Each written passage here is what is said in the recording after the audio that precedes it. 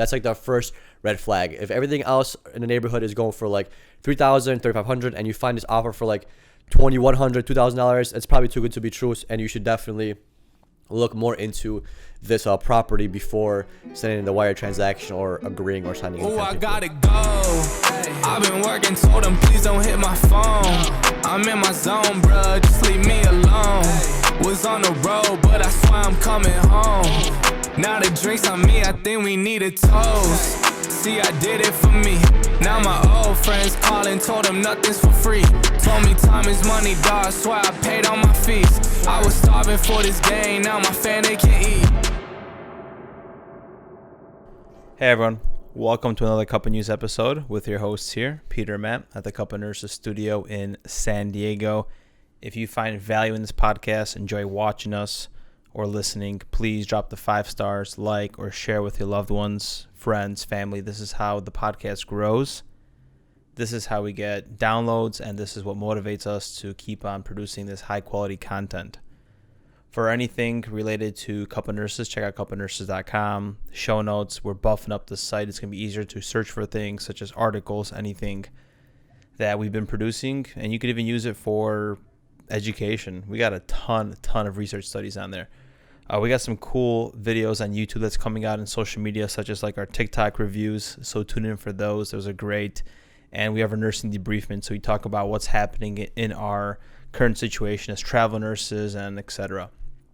If you like the consciousness stuff, tune in for frontlinewarriors.com. We have a bunch of blog posts when it comes to excelling in the 5 pillars that we have established for frontline warriors that helps bridge you to higher consciousness. And for the big project we have been working on, PRNTO, Pronto, that is the app that we're creating that's going to innovate and change healthcare for the best. We got a great team. Peter and Matt here are the freaking CEO, so we're running it, getting it done. We're excited for this launch whenever it's coming out.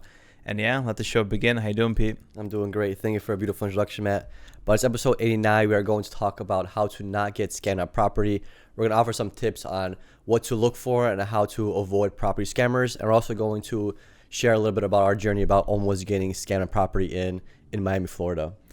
So real estate, property, traveling, getting property could become a hassle. And if you're not experienced with the objective up to obtaining a home, signing documents, it could become disastrous if you don't take the right steps. We've learned through trial and error, just like Pete said, we almost got scammed.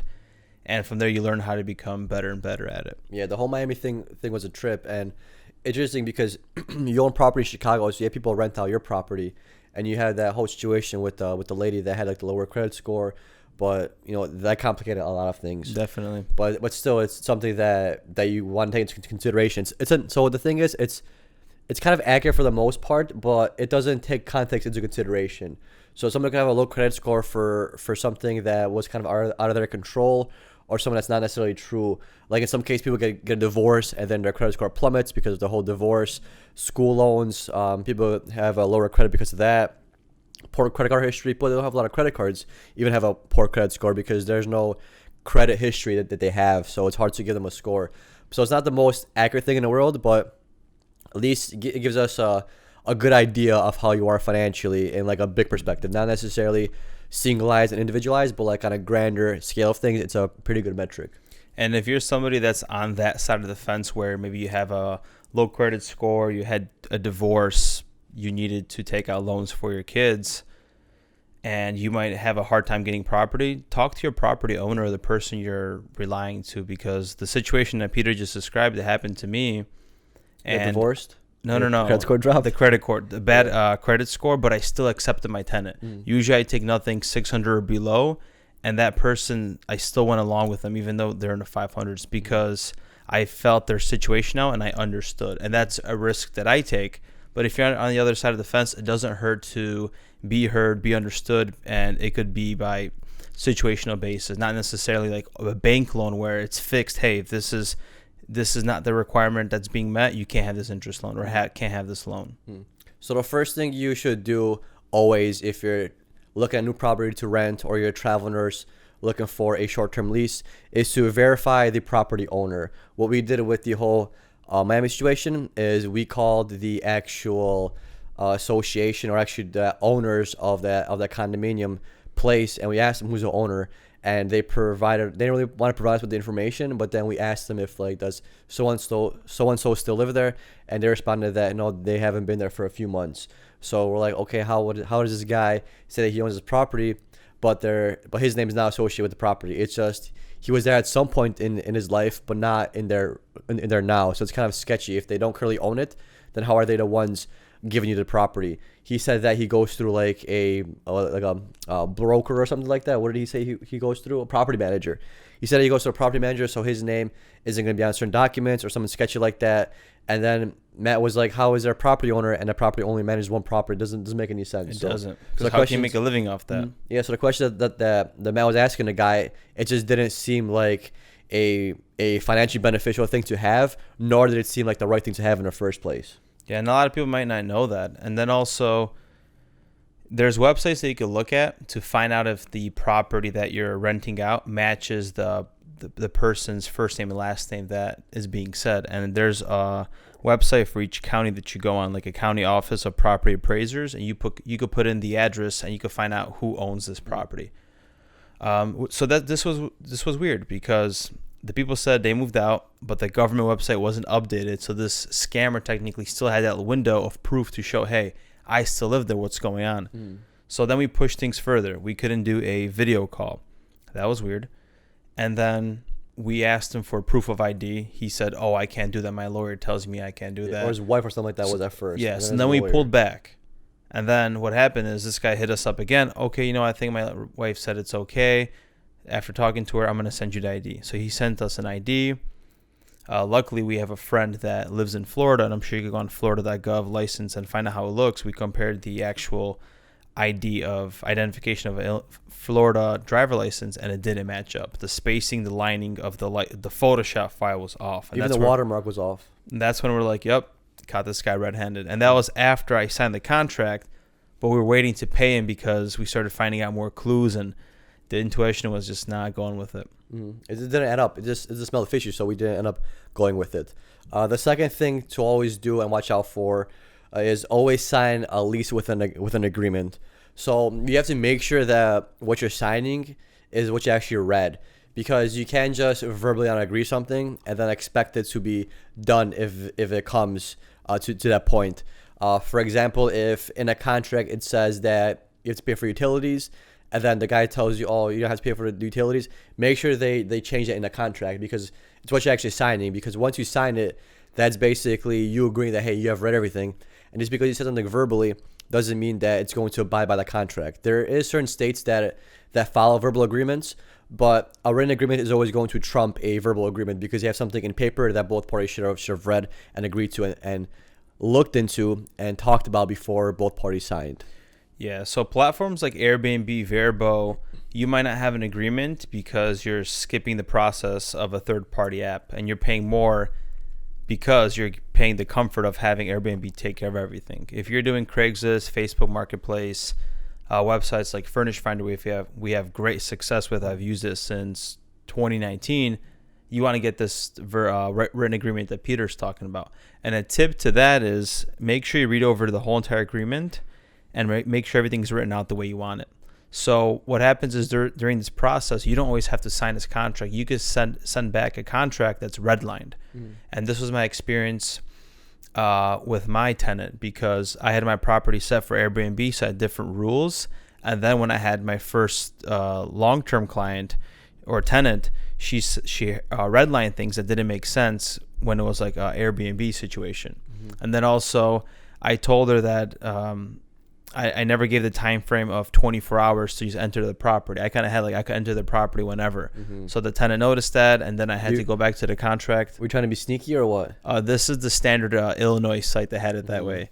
And then you add the 24 hours or whatever the policy is. Let's just say you sign utilities, but the Wi-Fi says that you have to pay for it, but you verbally agreed to something else. Make sure you highlight that and send it back to them.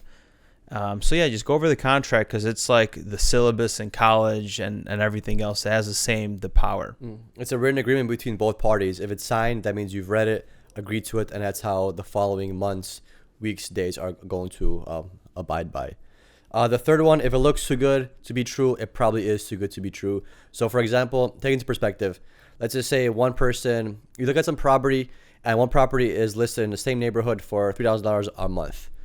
So, okay, $3,000 a month times 12, that's about $3,600, $36,000 a year that they're basically making off that property, right? So, and then you keep looking and you find cheaper property for like $2,000. That seems a little bit of a drastic mark off, you could say. $1,000. That's a third of what the person is making. So if one place is going for $3,000 and one's going for $2,000, and you're trying to maybe figure out if this is a scam, it most likely is, because why would somebody rent a place out for $2,000 if he knows that the same place in the same neighborhood is going for $3,000? He's basically undercutting it by $1,000, which doesn't seem like a lot on a monthly basis, but if you do $1,000 by 12, that's $12,000 that person is losing. Yeah, so no one's gonna want to risk $12,000 just for your convenience, just because they're gonna have you rent over there. Most likely a scam. So watch out for that, guys. That's like the first red flag. If everything else in the neighborhood is going for like $3,000, $3,500, and you find this offer for like $2,100, $2,000, it's probably too good to be true, and you should definitely look more into this property before sending the wire transaction or agreeing or signing any kind of paperwork. Yeah, and this has been especially prominent on Craigslist. When we're looking at things for Miami, I think we've found a handful of listings that had like that scammer clues. It's enticing. Property and things like that. It's like when you go shopping, you always go for the thing that says red tag, 10% off, 20% off, because you think you're getting a deal, even though this product might be 10% more expensive here than it is in another store. They do 10% markdown, and you think you're getting a deal, but really you're paying for this thing the same amount as anywhere else. We're just attracted to these discounts, and when we think we're getting a deal, we think we're winning. So it's kind of almost in our subconscious that this kind of scam kind of works on us, because if you get a deal, we save money, we feel like we outsmarted somebody else, and it's just kind of how it happens. And then soon to behold, you're the idiot because you send a wire transfer without verifying that this is an actual place, just because the offer seems too good to pass up. Definitely. The fourth thing you want to look out for is you shouldn't feel pressured. So feel out how this person is approaching you with things. If he's continuously texting you, if you feel like he's just keeps on pressuring, hey, did you sign a contract? When are you going to sign a contract? I have another person that's ready to sign, so you have X amount of hours. If you feel that pressure, consider it a red flag. He shouldn't feel rushed. If he has multiple leads, why does he feel that way? And this is a shitty story, because of I hustled people before. It was Craigslist. Shit happens. But it's good for context of the lesson. So, for example, I got ripped off on Craigslist because I bought an iPhone back in the day. I thought it was T-Mobile, and I didn't realize back in the day that his SIM card had like a little piece of file or something on it. And when I inserted my SIM card, it kind of was jailbroken, and it worked for Verizon. So as soon as I upgraded the phone, it didn't work for T-Mobile anymore. I got scammed. Let's just say I spent $350 on it. What I did is I lowered the price on the iPhone for like $270. I already knew I'm going to take a loss. And what happened is when I met the person up in Jewel Osco or something, as he's looking on the phone, I kind of pressured him. Hey, what do you think about this phone? Before he already started turning it on and playing with it, I'm like, what is it? What did I say? Like, okay, I got to go. I have another person that's about to look at it in 15 minutes in this destination. So you're almost acting on this person's emotions to get them to make the deal happen quicker. Because when you think emotionally, you don't think right. So you're pressuring that person because you could kind of, it's like, that they could be the victim. It sounds really, really shitty.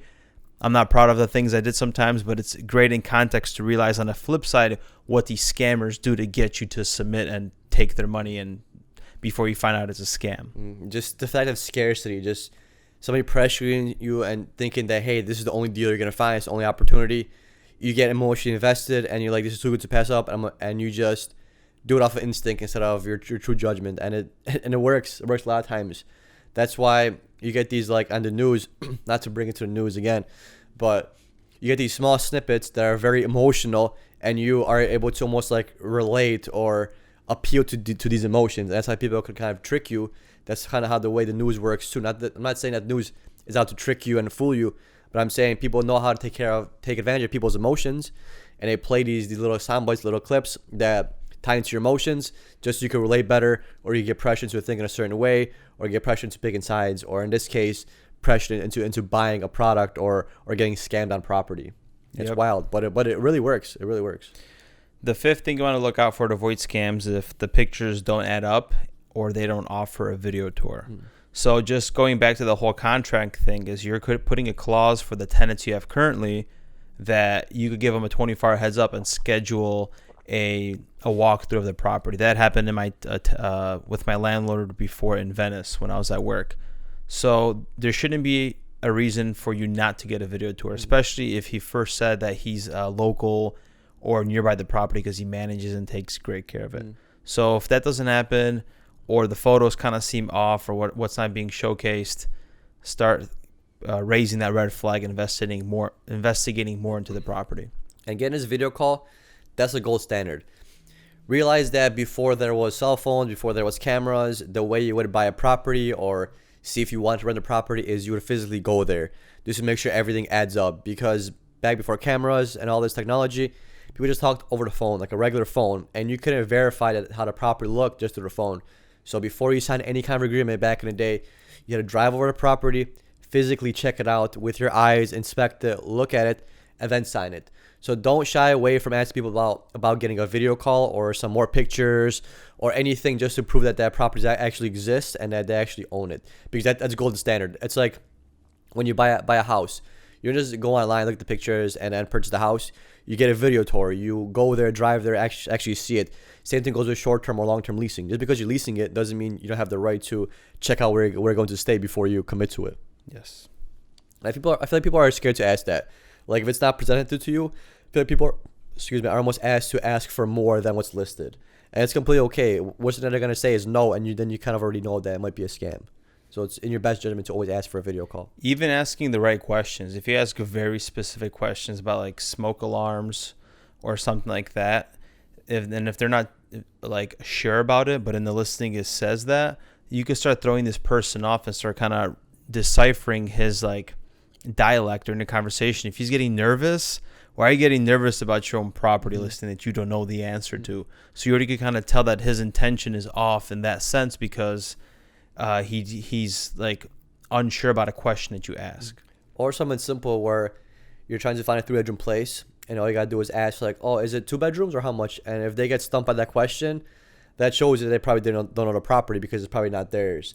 Or if you ask them about the price and they give you a different number than what was listed, that could be another sign of a scam too, because they don't actually remember what they copied and pasted or what they faked, because they're probably scamming a bunch of people on different properties and they don't have time to memorize this. So ask them simple questions and keep asking questions, and you catch them slipping, and then you know that that's a scam.